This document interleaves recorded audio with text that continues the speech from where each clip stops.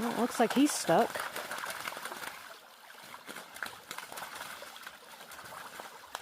Now, there's a lot of them down here. We're just now starting to cross the creek. There's one that didn't make it. Wow, they're active down here.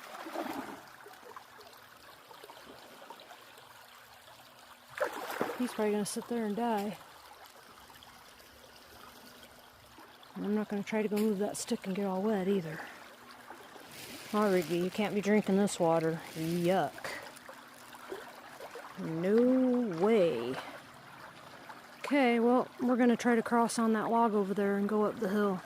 See if we can find our chanterelles.